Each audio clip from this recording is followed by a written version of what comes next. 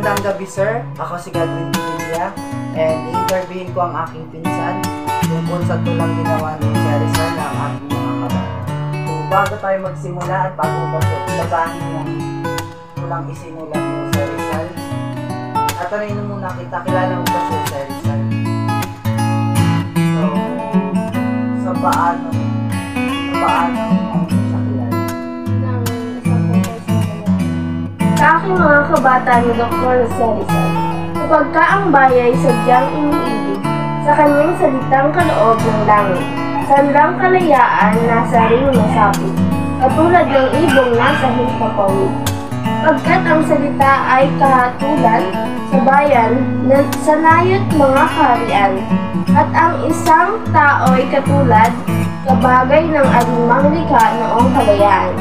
Ang hindi magmahal sa kanyang salita, mahigpit sa hayop at malansang isda. Kaya ang marapat pagyamaning pusa na tulad sa isang tunay na nagpala.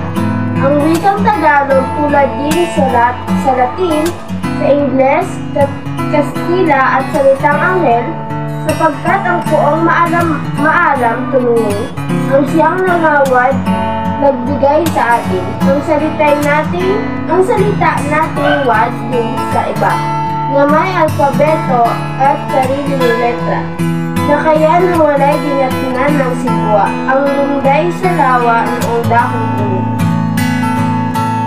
So, anong pagkakaintindi mo sa tulang iyong binasa? Ang pagkakaintindi ko po ay talagang mahal na mahal ni Sir Rizal yung kanyang bansang Pilipinas.